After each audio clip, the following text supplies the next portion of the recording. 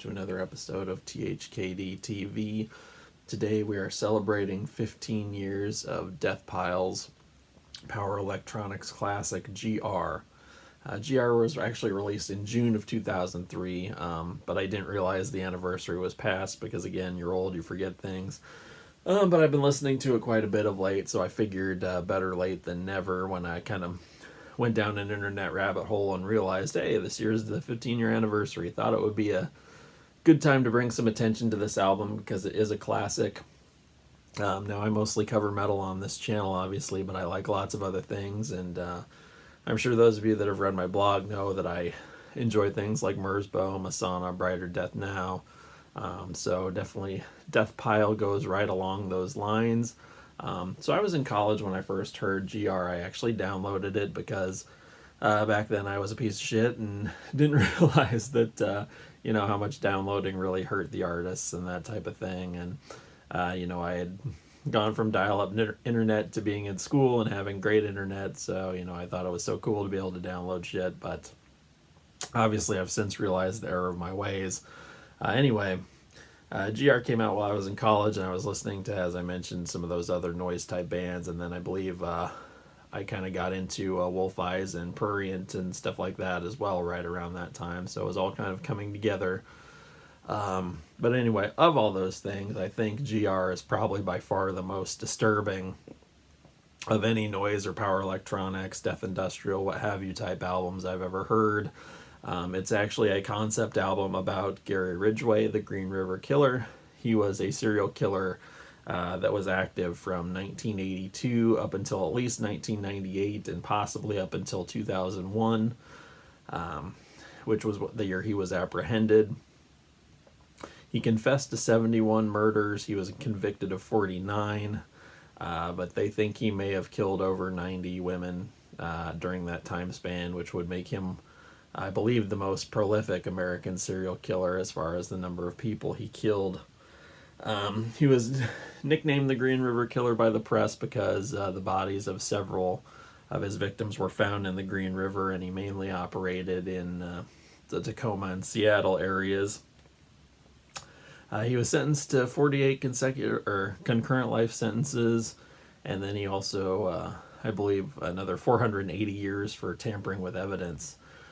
So he is still alive and still incarcerated, but he's probably one of the most infamous American serial killers just because of how many people he actually got. And it's kind of crazy that it took so long to catch him, considering he operated within such a small area. He wasn't, moving around from state to state or anything of that nature. He was pretty much all his prey were in one area. So it's kind of crazy that he was able to stay active for so long. But anyway, GR is about him. Obviously, GR stands for Gary Ridgway, or it could also stand for Green River, but depending on, it's kind of a double meaning there.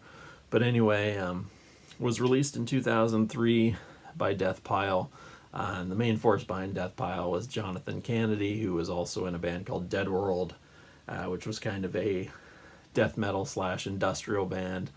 He also did a really cool project later on called Angel of Decay, and if you've never heard the Covered in Scars album from that project, I highly recommend it. That came out on Desolation House, which was a sub-label of Relapse Records. I think you might be able to still get it on the Relapse site. I'm not sure. All those Desolation House and Release Entertainment releases are out of print, unfortunately, but definitely check, because I bet if it's on there, it's probably pretty cheap.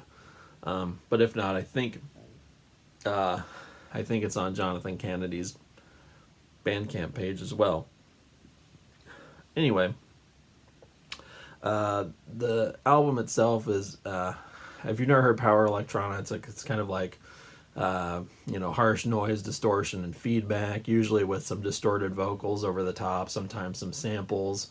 And GR is pretty much a perfect example of what power electronics is. It's got the very harsh, noisy atmosphere going on, and then of course Jonathan Kennedy's vocals over the top are just very aggressive and very distorted sounding. And it basically tells the story of Gary Ridgway from his perspective.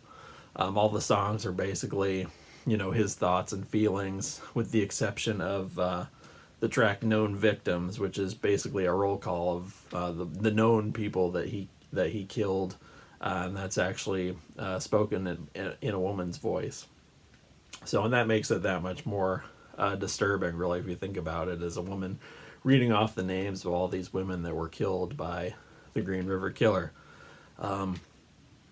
But for the most part, it is from Gary Ridgway's perspective, and it is very disturbing.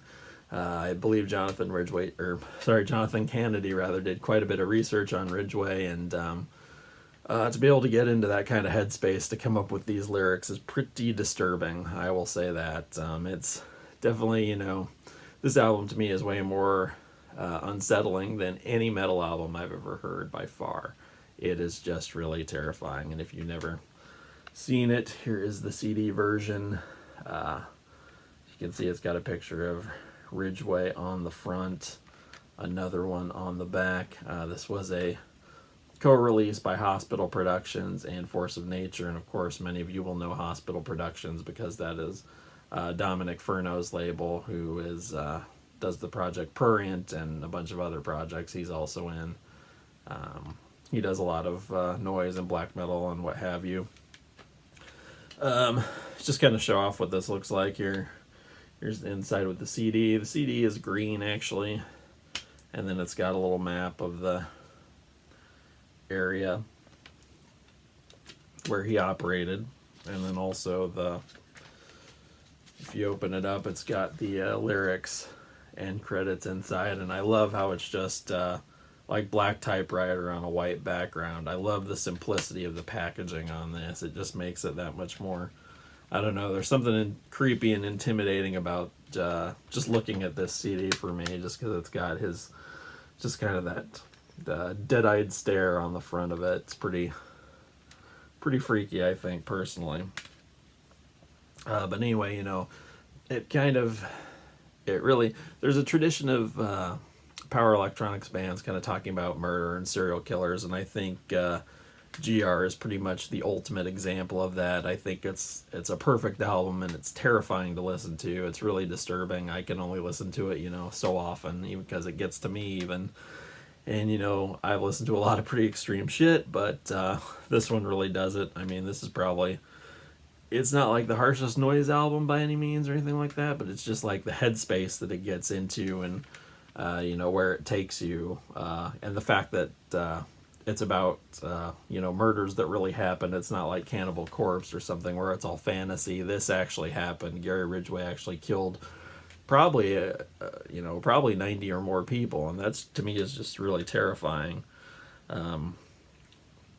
It's a really upsetting listen, I think, but it's bad that it happened, but as far as the piece of art that came out of it, it's very disturbing in a good way, and it makes you really think about what's wrong with our society and what's been wrong with our society for all these years, that it can turn out a monster like this. It's it's disturbing when you think of, like, I had a really good childhood. I never had any issues. I never thought about hurting anyone, anything like that. You have to wonder what's going on in society. What kind of life do these people have that it turns them into somebody that wants to kill a bunch of women, or wants to go and go to a club and shoot everybody that's inside, or go to a camp out in a hotel room above a music festival and start shooting at people, things like that. It's one of those albums it really makes you think, and it really, I don't know how accurate it is as far as what goes on in a serial killer's mind, but the harsh vocals and then all the background noise and stuff like that, that's kind of what you imagine going on inside this guy's brain. It's like all this just like noise and voices talking to him and compelling him to do all these terrible things. It's really, really just really creepy headspace to get into. If you've never heard it, I recommend it. It's not for the faint of heart, but it's probably one of the most extreme things you'll ever hear. Like I said, as far as extreme in a psychological way, not necessarily as how harsh it is. It's actually quite listenable, I think. as far as a noise album or a power electronics album is concerned, but psychologically it's extreme, and that's where it gets you. It crawls under your skin big time, because it's not just Jonathan Kennedy's vocals in here, and as I mentioned, the female voice that reads off the names of the victims, but also there's also samples from like news reports and witness statements and that kind of thing in here as well. I mean, it really just kind of drives home, this is not fantasy, this is something that really happened, this is something that people had to endure and go through. So it's very real, and it's, yeah, I mean, I probably said that it's disturbing about 1,000,000 times now, but that's really what it is. I mean, it doesn't get any more real than this, you know. This is it right here. So yeah, if you've never checked out GR, I highly recommend you do it. It's one of those albums, you listen to it and you won't be the same when it's over with. It's one of those albums that changes you and changes the way you think about things. So if you're if you've got the patience to check out an album that kind of pushes the boundaries of what can be considered music, and if you aren't easily upset by things of that nature, I definitely recommend you check it out. You'll never hear another album like it. So check out GR. Again, it's 15 years old as of June of this year. Unfortunately, we're a little late celebrating the anniversary, but better late than never. There's a lot of information about Gary Ridgway out there. If you're interested in that type of thing, you can go down quite a rabbit hole online. But I'll put up some links to Bandcamp so you can check this album out. It's pretty hard to find on CD these days for a reasonable price. I think Hospital Productions re-released it on vinyl, but I don't think the CD version has ever been re-released. So definitely, but if you scour the internet, I'm sure you could probably find it for a reasonable price somewhere. So if you guys are interested in power electronics, if you like GR, definitely let me know. Hit me up on Twitter or other social media. You can email me through the THKD blog website. Let me know what you're into: power electronics, death industrial noise.